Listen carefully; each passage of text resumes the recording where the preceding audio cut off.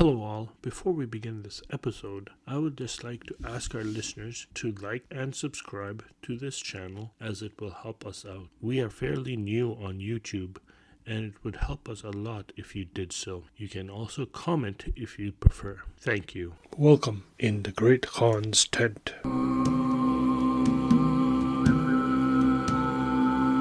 History, literature, and storytelling.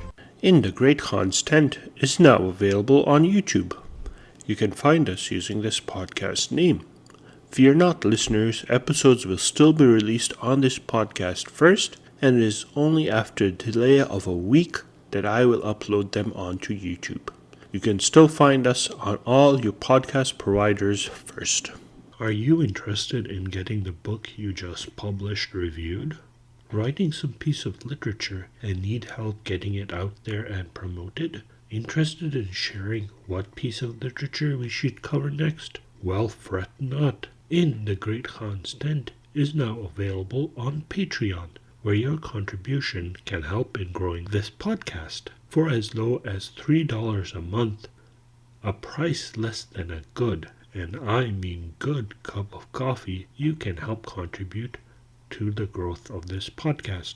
Every bit helps, but as always, it is not necessary to do so, but will be appreciated. Find the Patreon link on our website, on our social media accounts, or email us and we can send it to you. Thank you. If you have any suggestions, comments, or complaints, please be sure to email us at all lowercase in the Great Khan's Tent at gmail.com. That is in the Great Khan's Tent at gmail.com. We would love to hear from our listeners. Thank you for listening, and now on with the show. Hello listeners, and thank you for joining us today. In this special episode, I hope to continue our learning journey to bring you the history of the 1001 Nights, also commonly referred to as the Arabian Nights. In this second episode, we begin to examine what the supposed origins are for this tome of work and the influences that inspired this collection. It is important for our listeners to understand that any literary text, especially one which originated as oral tales, can have multiple factors to explain how these stories originated, how they were compiled, and are not limited to having multiple sources of inspiration and no clear firm foundation that a scholar can say, aha, there is the origin. A question of oral literature. Before we examine how the influences that led to the creation of the 1001 Nights, it behooves us to understand some of the basics of attempting to find the origin point of oral literature and if it can truly have a so-called origin point. This leads us to the first largest question of them all. Can the 1001 Nights have an origin point? The nature of oral storytelling does not really lend itself to clearly point out how it came about, whether through someone's experiences, an event that they tried to explain, or most simply a fragment of someone's imagination. Even if we had figured out how it came about, we can never be sure that the version we have, say for the last 50 years, was really the version that originated it. Consider a game that proves this point, commonly known as Chinese whispers or Chinese telephone.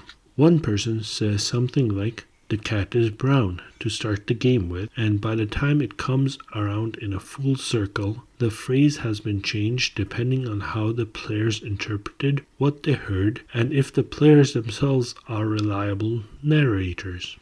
In the end, at an indeterminate length of time, the phrase could have evolved itself to become, "The cow and the horse jumped over the brown cat." A person who was not involved in the game, but was there when the end phrase was told out loud, would not understand what the original phrase was and could only experience what that phrase came out to be at that specific point in time. This person, to gain an understanding or to fulfill their curiosity, might have asked a couple of players who told him their version based on their own understanding. The curious listener could have asked the original player who started the game, but since they only came at the end to hear the ending phrase, the curious listener does not know who the originator is. Thus, the curious listener now has two variations of what they had themselves heard. In simple terms, to find the original story is a monumental task in relation to oral storytelling unless it is documented right there and then, and the documenter could themselves be described as reliable. Therefore, it is next to impossible to find any convincing origin point. As oral stories began to be written down, the nature of how they were disseminated had increased. No longer did people who wanted to hear these stories have a single source to choose from anymore. They now had the opportunity to get their hands on the written version. Of course, this is simply ignoring the socio-economic structures present in various geographical locations, depending on where we are discussing, which led to only a certain stratum of the population, in the most common case being that only the ruling class and the nobility, the priesthood, and or the merchant class would have known how to read at various levels. It would really be impossible to directly ask them what they read, so we have to turn to the archaeological evidence to provide a glimpse of what their literature, primarily derived from oral literature, had looked like.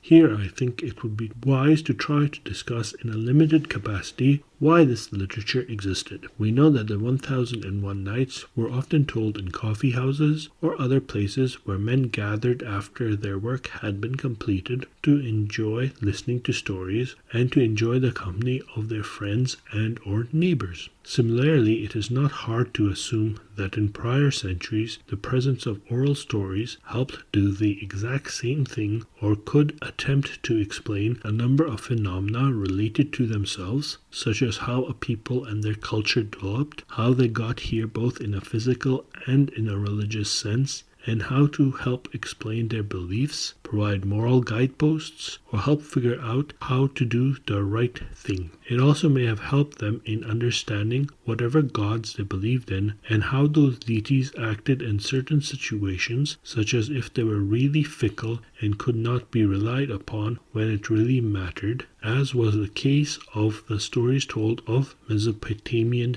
deities. While each of these tales were unique in their own way, there always seems to be some similarities or commonalities that are present and were developed and later could be traced by scholars among various compendiums of oral literature which was written down. The examination of these tales only had begun to really occur during the European colonial period and continues to this day.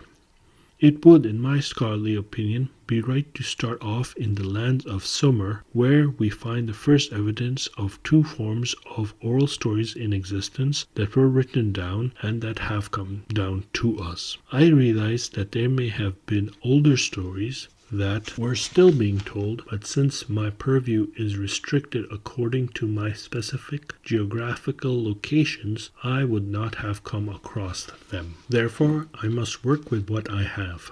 One of the first surviving forms of literature is that of Gilgamesh, the king of Ur, who defied the gods and then searched for immortality. He was a heroic character type who exemplified bravery, faced countless dangers, traveled with trusted companions, and was extremely arrogant. The second form of oral literature that has come down to us is extremely widespread and still known to us today. Unlike the story of Gilgamesh, the story of the Great Flood and of the prophet Noah does not feature a heroic character type, but rather a common man chosen by God or gods, depending on where a person read it or heard it from, to perform certain tasks to save his people. Often the name of the prophet Noah is not mentioned, but is rather changed to suit the names of the culture in which the story is found.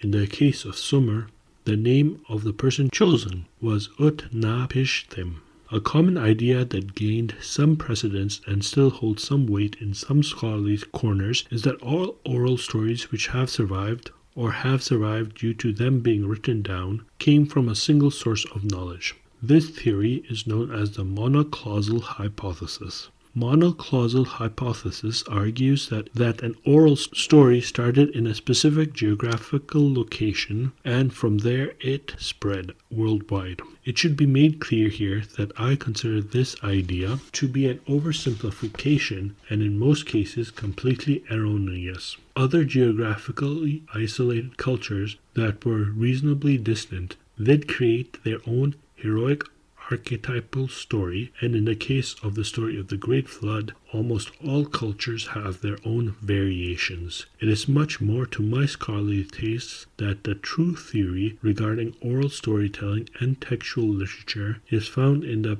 polygenetic hypothesis, which argues oral tales like the one of Gilgamesh and of the Great Flood had independent origins that have common roots, and that the flow of oral tales through avenues such as trade routes contributed to the spread of such literature. It is also my belief that stories such as the Great Flood have a basis in history, which is why all cultures that I am familiar with have a version of the Great Flood story.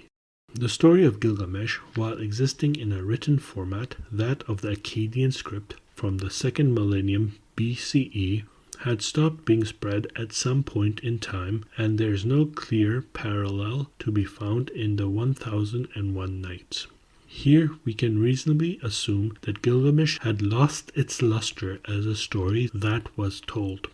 We can never be clear why this oral story, which had been written down, was forgotten. The only reason we currently know of its existence and that we have a particularly complete translation of it was due to its rediscovery by the English archaeologist Austin Henry Lanyard in the library of Ashurbanipal in 1849 CE. While it died out in the Middle East, the influence it had can be felt in the forms that it inspired. The Greek tales of the Iliad and the Odyssey were children, so to speak, of Gilgamesh, since the Greeks, who had extensive trading networks with Sumer and certainly traveled as far, would have encountered the story and spread into Greece itself. Here it was subsequently modified to fit the local sensibilities and tastes of the Greeks themselves, becoming offshoots of Gilgamesh and allowing it to survive in some format. The question of why the story of Gilgamesh does not feature in the 1001 Nights and why we cannot identify a Gilgamesh-like figure in the larger stories within the compendium is beyond the scope of this episode, unfortunately.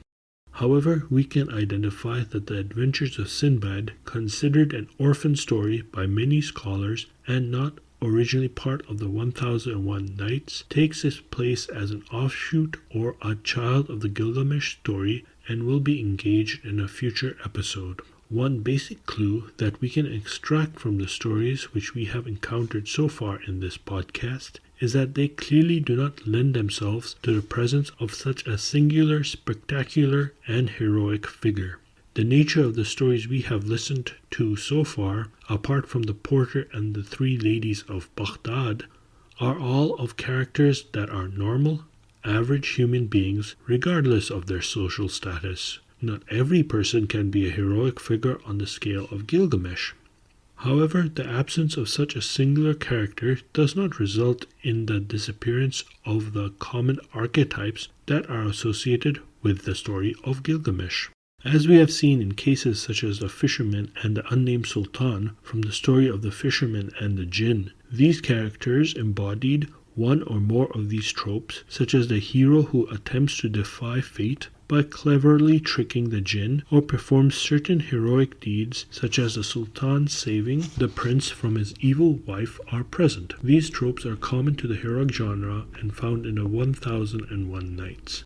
Unfortunately, they cannot be directly linked to the story of Gilgamesh, except that there are some commonalities that are present. A surprising inverse of this trope can also be found in the tale of the second royal dervish, where we find a woman, Sit al-Husun, displaying these characteristics while fighting with all her might to take down Jarjaris the jinn, while all the men in the story just stood there in amazement. The point I'm trying to elucidate here is that while similar stories may come up with similar archetypes present, it would be foolhardy to claim that one sole text was the originator of these types of stories in one geographical area and was then modified to fit the structure of local sensibilities.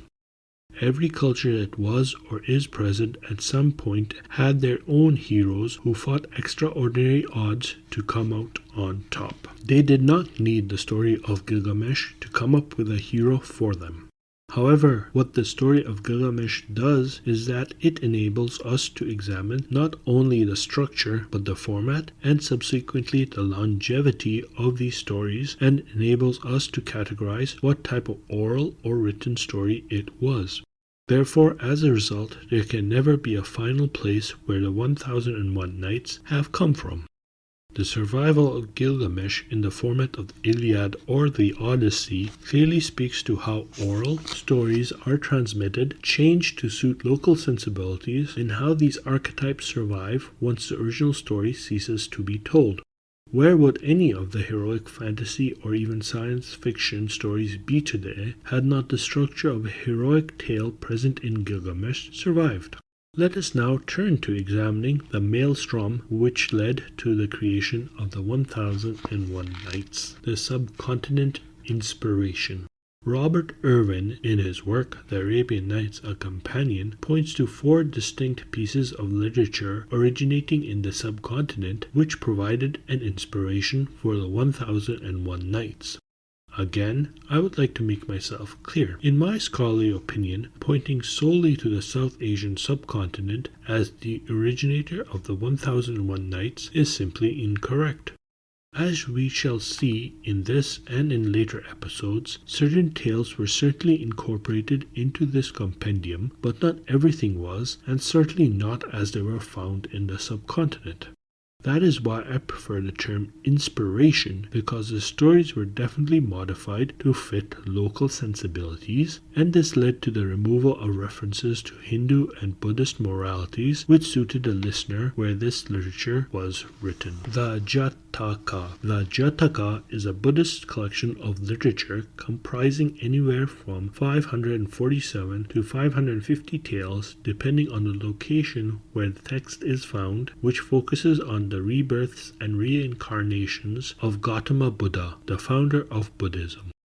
There is some consensus among scholars that these were purportedly told by the Buddha himself before his death around 400 BCE, although these claims cannot be verified. These births of the Buddha are not always in human form and sometimes takes the form of animals. In most of these tales, the Buddha appears not as the Buddha many would know him as, but rather as some form of human in different stratums of society, such as taking the appearance of a king or of a beggar, and in some cases a human who has been completely outcasted by society of the period. In others he appears as a deva, a Buddhist celestial being who are not at the level of worship as other central versions of the Buddha, or he appears as an animal. The Jatakas were originally transmitted in both Prakrit, a group of Middle Indo-Aryan languages that were used within the subcontinent from the 3rd century BCE to the 8th century CE, and various forms of Sanskrit, probably depending on where the audience for these tales were residing. The actual oral tales in written form survives as a 5th century CE text written in Pali, another Middle Indo-Aryan language native to the subcontinent, but mainly used for canonical Buddhist texts. Like many of the pieces of literature from this period, that of the 2nd century CE, there is no clear author, nor would there have been, since they were mostly oral stories whose originators have been lost to the mists of time.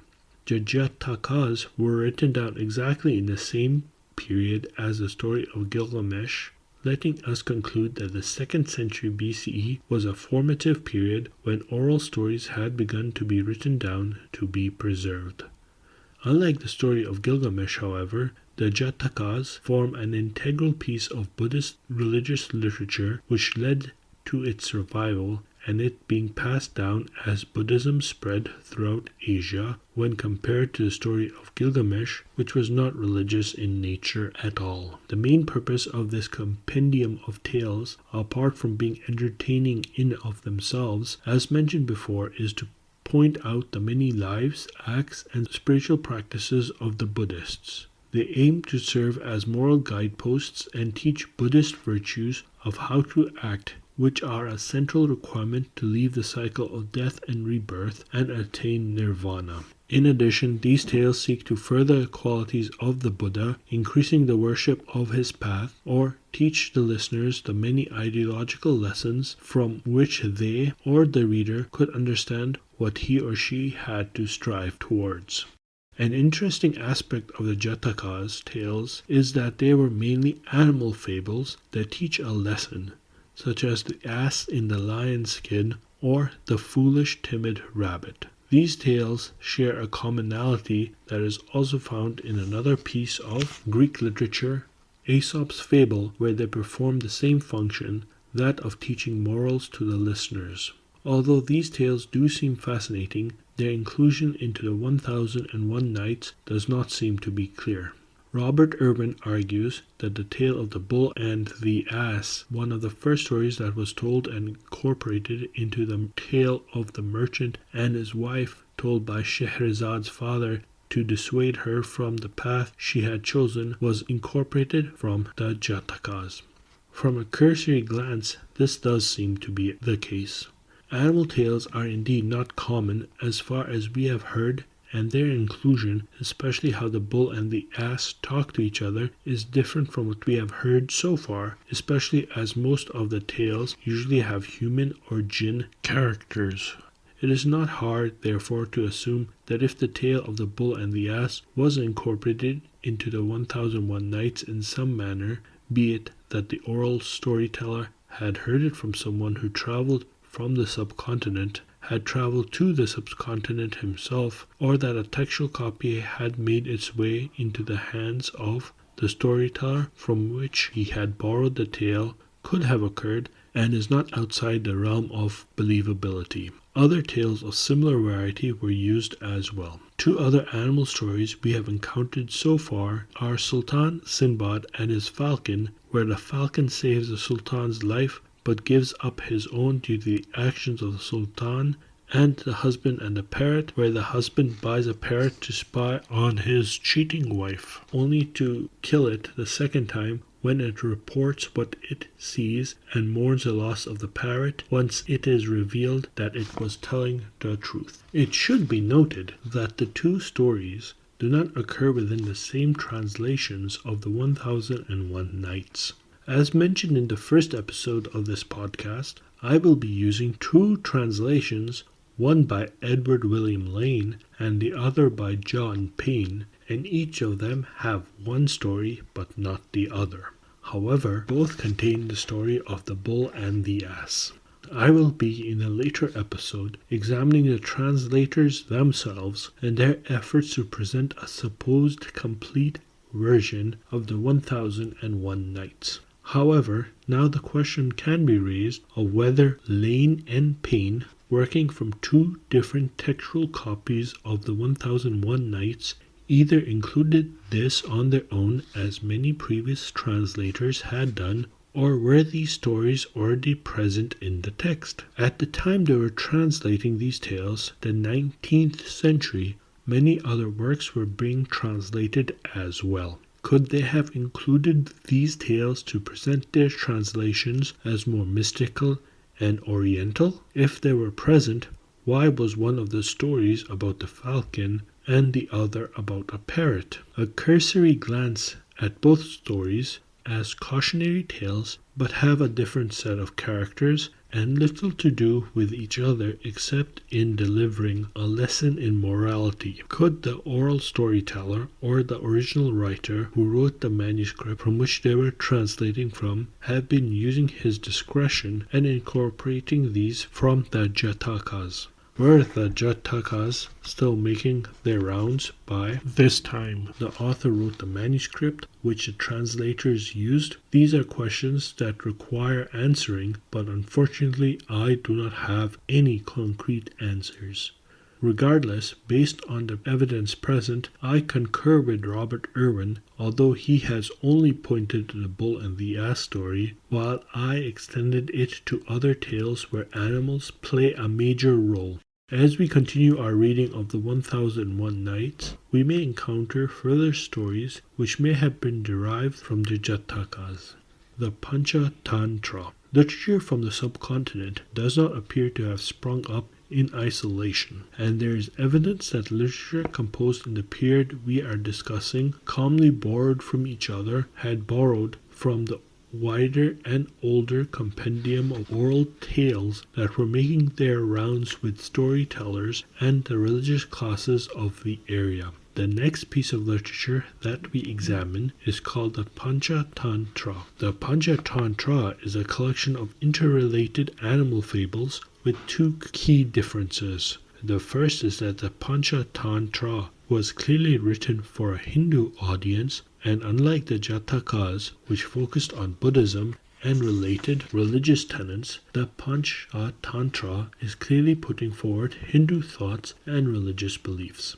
Secondly, there is a framing story that encapsulates the work, much like that of what we encountered with Scheherazade and the Shehenshah Scheheryar.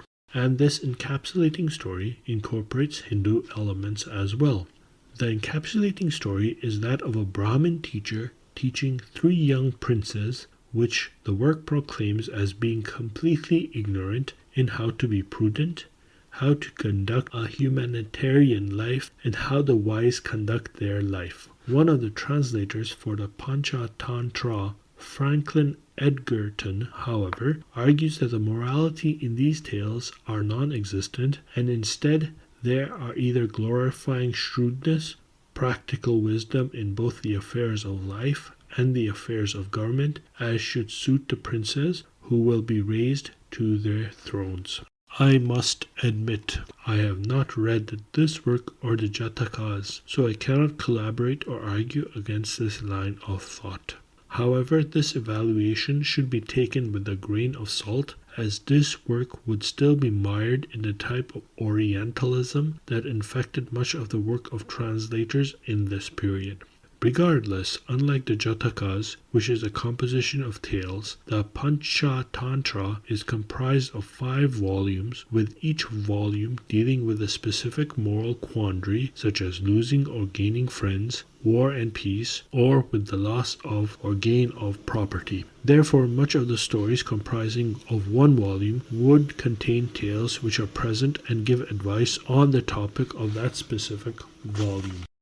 The author of this composition is attributed to a Brahmin author named Vishnu Sharma, who is identified by the introductory text itself as the author of the work. Scholars have no other external evidence that the person so named had existed or was even real. Another author of the Panchatantra was put forward, this name being Vasubhaga, and much like Vishnu Sharma, we completely lack any evidence that he even existed. Other scholars have put forward a theory that either of these two names might have been pseudonyms for other writers at the time of the creation of this text. However, we are again confronted with the question of who this author could have been. The only result we are confronted with is that his name has been lost to time. Current scholarly examination of the Panchatantra has that the surviving text that has come down to us in various forms had stemmed from a manuscript created in the 4th century CE and continually copied and recopied endlessly, resulting in the many versions that scholars currently work with. The original text itself was written down during the same period as the Jatakas would have been, that of the 2nd century BCE, of which a 4th century CE copy had been copied from.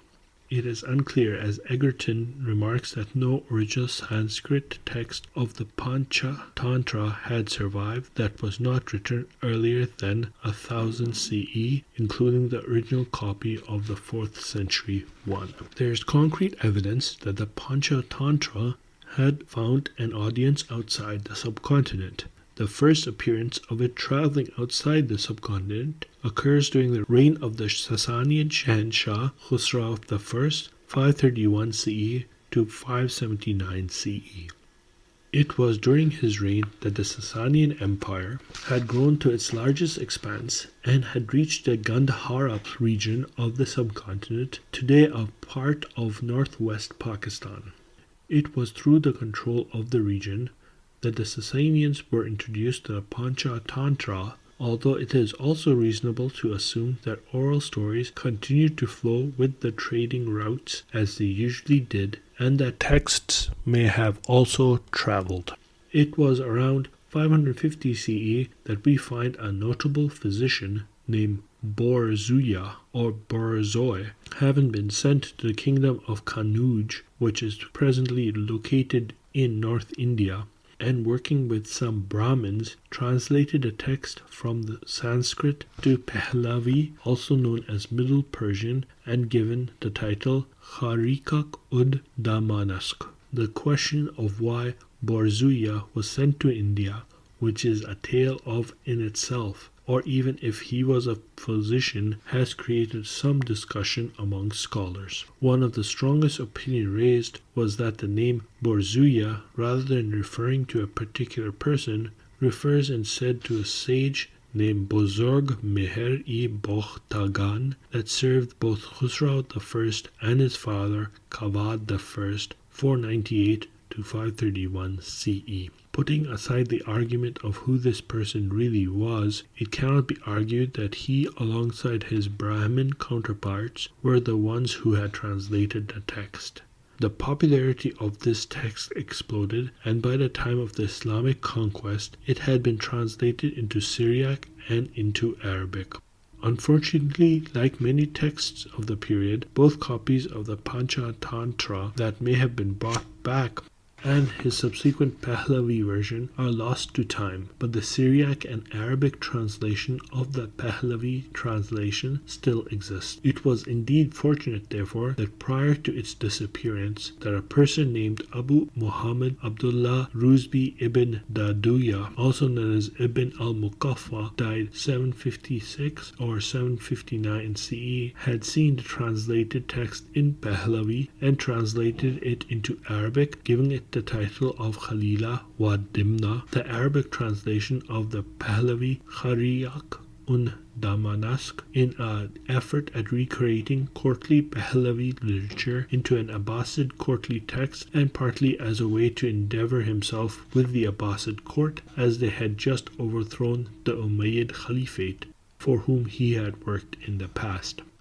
There are a couple of key differences between the Arabic translation and the original. Firstly, Ibn al-Muqaffa fleshes out the framing story by building on what the Pahlavi version had started, by changing the characters from being the Brahmin and the three princes to instead being a merchant and his three sons who had found themselves in poverty after having wasted away their father's wealth. Secondly, Ibn Muqaffa added more stories to this compendium with tales which present subtle political messages, such as a story which told of Dimna's trial and his role in the death of the bull Shanzabeh, who is a key personality in the first chapter. What was further added in addition to what could have been added during the Pahlavi translation is unknown. At most, scholars can point to 4 additional stories which may have been another attempt at political commentary. It is clear he included other stories to express his viewpoints on a political matter, which would have been dangerous to do so in any other format. Like the Pahlavi text, the original text by Ibn al-Muqaffa has been lost. However, subsequent copies which were made of his work survived and resulted in Ibn al-Muqaffa's translation being considered one of the central texts in Arabic literature and from which all others grew from. In the next episode, we will continue with the examination of South Asian influences in the Arabian Nights. This episode has been written, edited, and produced by Saf Beg. Thank you for listening. I hope you have a wonderful day and or night, and may the journeys on which you are set upon be fruitful. Thank you for listening.